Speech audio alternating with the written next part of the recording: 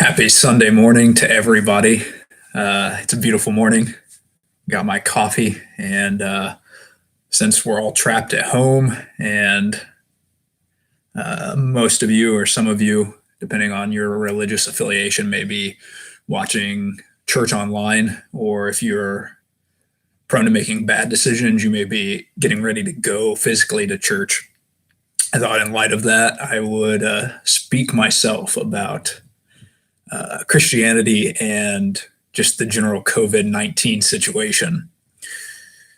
So, as of late, if you've been on any sort of social media, it seems that a lot of people of the Christian denomination have been struggling to explain God's role in this pandemic and in the corona COVID-19 situation, which makes sense. I think the onus is on them to explain this away. If their deity is the creator of the universe and the master of all and the decider, then hypothetically, technically, their deity is responsible for the pandemic. And it's interesting to me as a former Christian to watch them explain through a variety of methods as to why this is happening, why this is a good thing, why this is a bad thing, whose fault it is.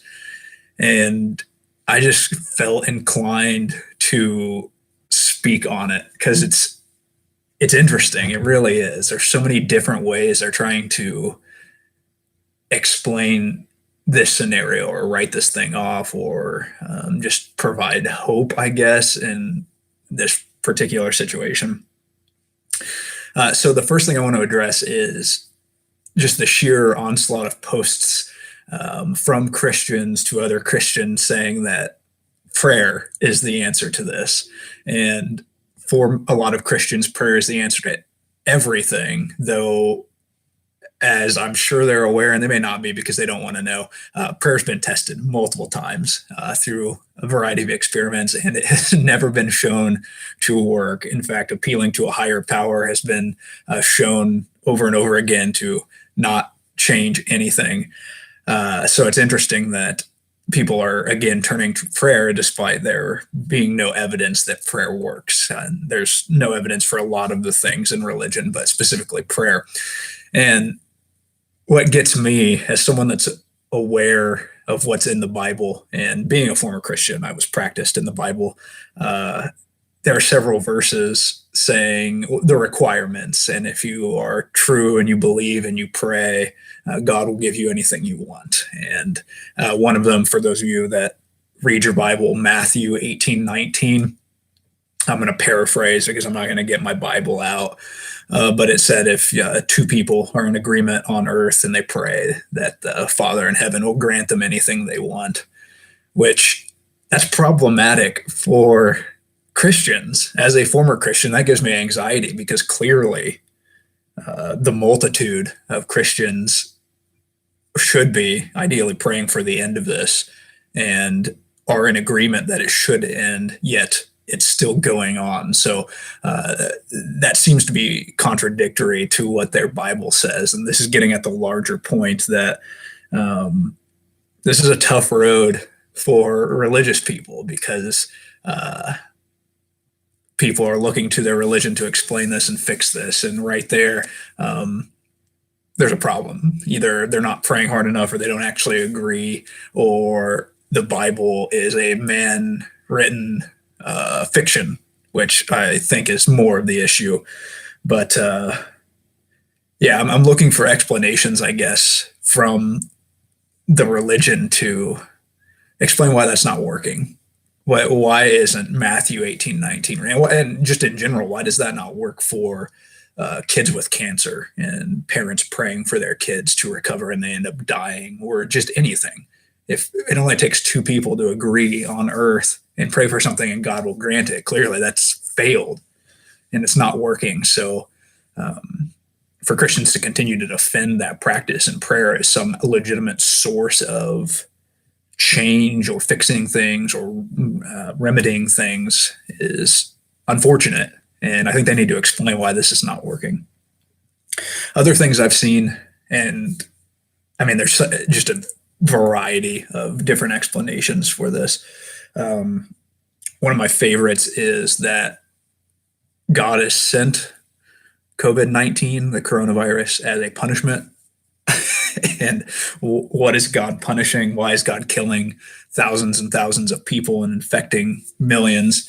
The answers are endless. Maybe I've heard that it's because our society is too lenient towards homosexuals, which is a classic. Anytime there's a crisis, it's always the homosexuals' fault or the transsexuals or whatever bigoted response that religion will produce.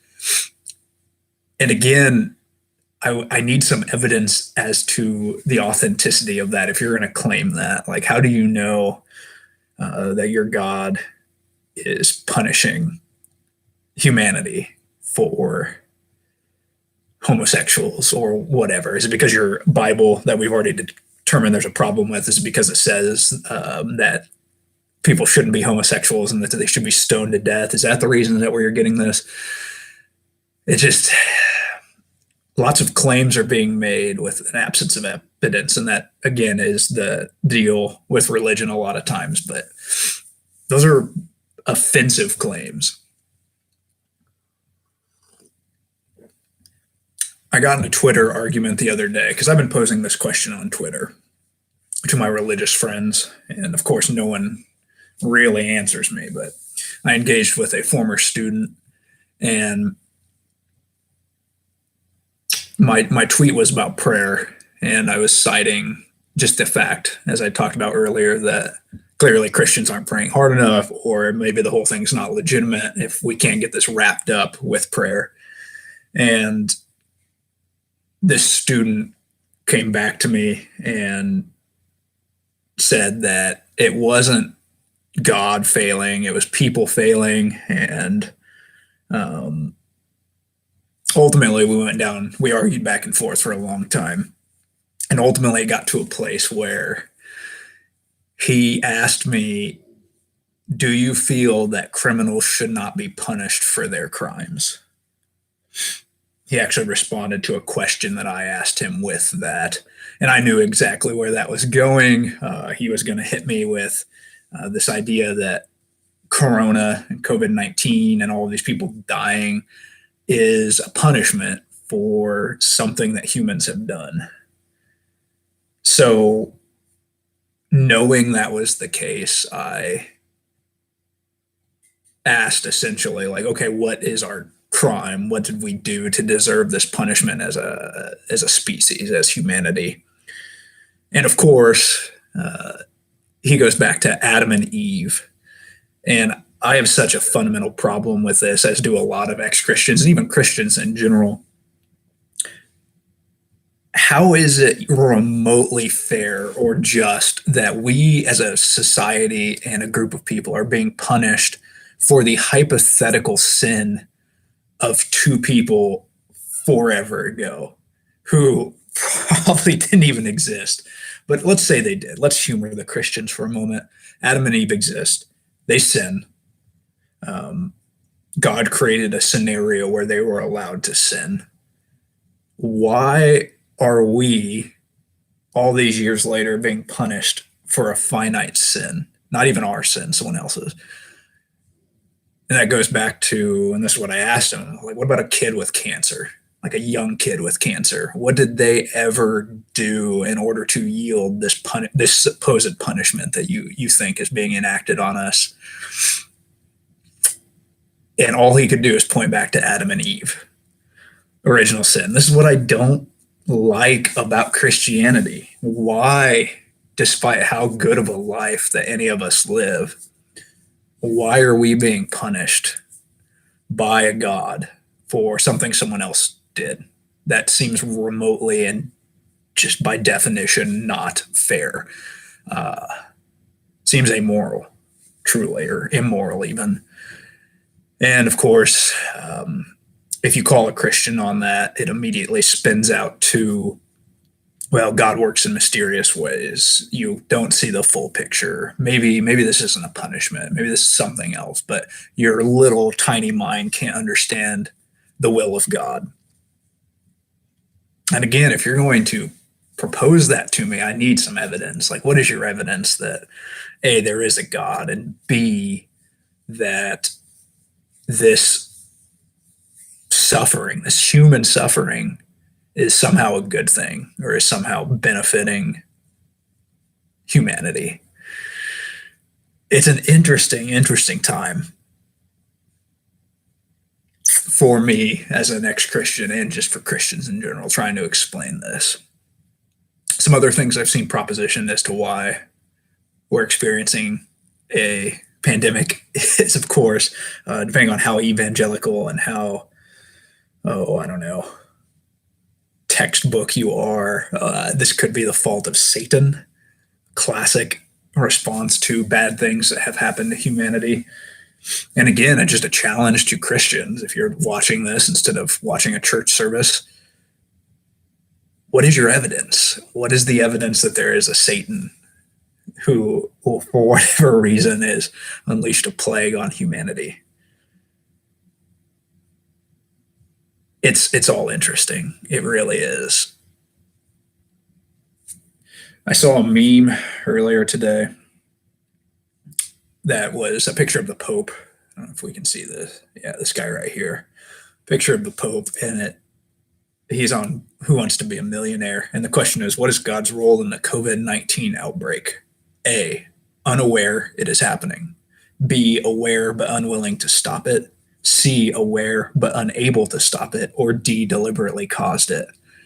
And I think that is the perfect summation of Christianity's response or their burden to the coronavirus. Because if you're going to believe for whatever reason that there is a God, specifically the Christian God, the creator of everything, has a hand in everything, controls the universe, and that's a continuum, how much you believe he controls things, that could vary. But if that's the case, what is your answer to human suffering? Or on a smaller scale, what is your answer to COVID-19? And I'm not getting good answers for that. Everything that is propositioned is lacking evidence. And I would like some, as a person that gets told a lot about religion, I need the evidence. And I think that question, that meme, sums up kind of the quandary that Christians are in. Is your God aware of this? Is he aware but unable to stop it, indicating that he is not omnipotent, which is something that Christians won't accept? Is he aware but unwilling to do anything about it, which would maybe challenge the nature or the belief that your God is all loving? Or did he deliberately cause it, which is a question towards this God's morality? There's just so much wrong with the situation. And I think pandemics like this really, really, really put religion's understanding of the world into question.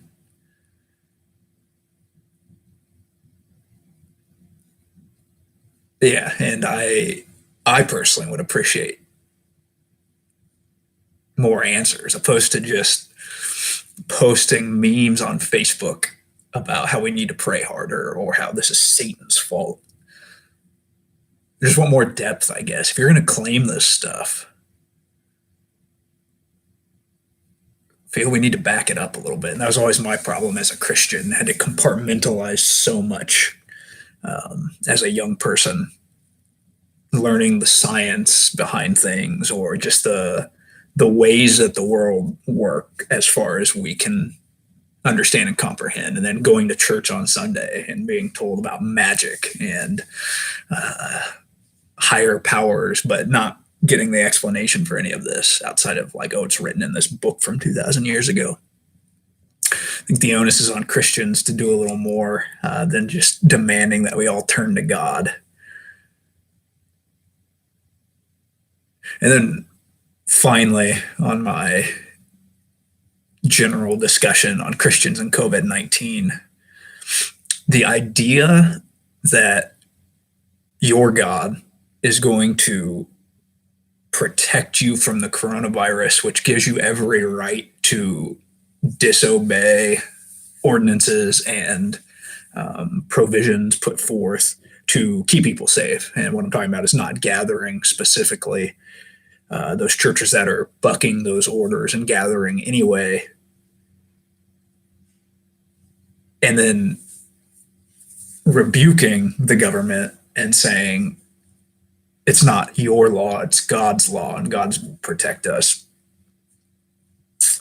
That firmly, and you can't change my mind on this, that firmly demonstrates that religion is dangerous. Specifically, right now, Christianity is dangerous. You can argue for all of the good things that religion has done. I don't think it's an extensive list, but there are some things for sure. But this idea that their God's going to protect them, so let's go ahead and meet together. Let's go ahead and shake hands and sit in a pew. Dangerous. That's exactly definitionally dangerous.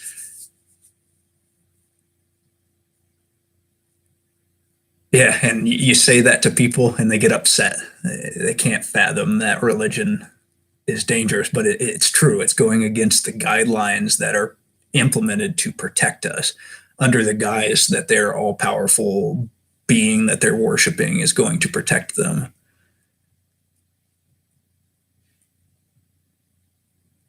It's a dangerous belief. And you can go through just the idea of believing in something all-powerful without any evidence and how that could lead you to a series of dangerous outcomes, dangerous beliefs. But this is case in point what the problem is with religion, or one of the problems with religion. In fact, these news articles are coming out of these parishioners and preachers that decided to buck the rules of social distancing and isolation and stay-at-home orders, and decided to go ahead and meet with their congregation. And people are getting sick. The virus is being spread. Notably, there was a pastor, and I can't remember where it was exactly. I could pull the article up, but died after saying, "No, I'm not shutting down my church because God will protect me." Ended up getting the coronavirus and died. And when I proposition that this demonstrates the dangerousness of religion, people usually hit me back with, no, no, no, no, no. It's not religion that's dangerous. It's people that are stupid. But I disagree with that fundamentally. Yes, people can be stupid, most definitely. But the reason that they are choosing not to operate rationally and choosing to defy law and common sense is directly because of their religion, because they were taught as a young person or as someone that was seeking out the Bible and Christianity in general. They were taught that God can do all things and God will protect you. And if you pray, God will make the things that you want to have happen come true. That is specifically the religion's effect on the person. That's what makes it dangerous. It's not the person being stupid. It's the person believing in the religion. It's the religion that is the root of the danger. And I wish more people understood that. It always, you call a Christian on this and they say it's the people. People are stupid. They make us real Christians look bad. Not only is that a fallacy, that's the no true Scotsman fallacy. That is just, it's not the correct thinking. If you truly were taught that God can do anything and will protect you, and if you pray hard enough, your wildest dreams will come true. That's not you being stupid. That's you being an ardent participant in your belief system, especially if you're taught these things as a child. And that's how it works most of the time. You're raised in a church. You're taught to believe these things. And if you don't believe them, there's an internal place of torment for you. That's how your belief systems are constructed by other people. And that's just how things work. That's how you're raised and reared as a child.